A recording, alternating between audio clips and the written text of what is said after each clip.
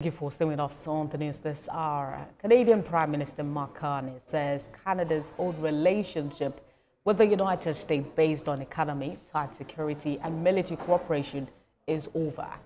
The Prime Minister was speaking at Ottawa after a cabinet meeting said Canadians must fundamentally reimagine the economy in the face of U.S. President Donald Trump's tariffs. He said Canada would respond with retaliatory tariffs that will have maximum impact on the U.S.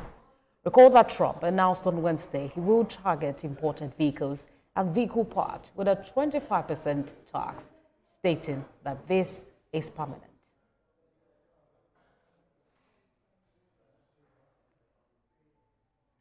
And publisher New Americans magazine, Deborah Wadia, joins me to discuss the U.S.-Canada relationship and the tariff announced by Donald Trump. It's good to have you join us on the news this hour. In a response to the U.S. tariff, we've seen Canadians reacting, saying that they need to build an economy that Canadians themselves can control. But what options are available to Mark Carney beyond retaliatory tariffs on the U.S. at this time? Well, it's not the first time that this kind of crisis will come up. It's always been there, especially when it was first noticed in the 60s, in 1965, when the apt agreement was done. Then it was an issue that, the U.S. was getting, more from trade between Canada and the U.S. However, at this time, I believe that they just have to, the two countries just have to come together, look at, how they can improve their trade relationship. It's been very bad in the last few months.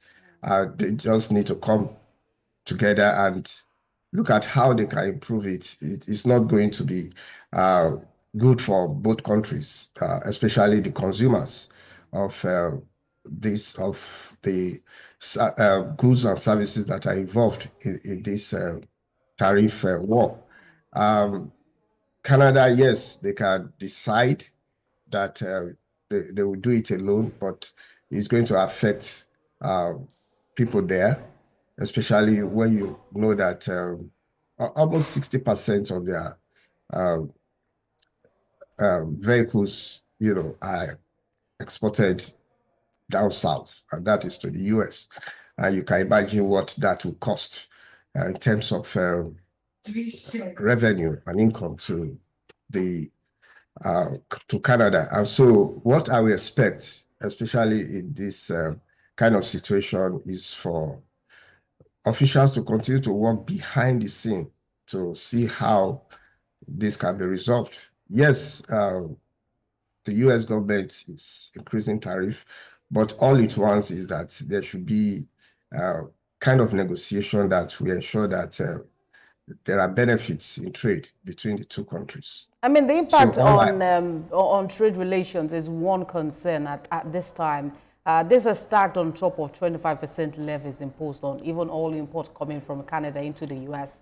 There is a concern about how business owners are going to prepare for this. Although some automakers and stakeholders in the automotive industry are saying that perhaps Mark Carney should be calm at this point. Negotiations are going on. But how likely is it for it to impact businesses and the Canada economy at large? Yeah, it's already affecting businesses. I can say very categorically here in Ohio, because Ohio, one of the places that Ohio exports things to is Canada, especially food and auto products, And when we wrote a story about, how it's going to affect Ohio, the week we wrote that story, it was one of the most read stories that week here in Ohio. And so it's something that is affecting both countries, already. Now, people in Canada, you see it on social media, how they are refusing to buy things from America. And so it's already affecting businesses here Right. in America and also in Canada. So, like I said,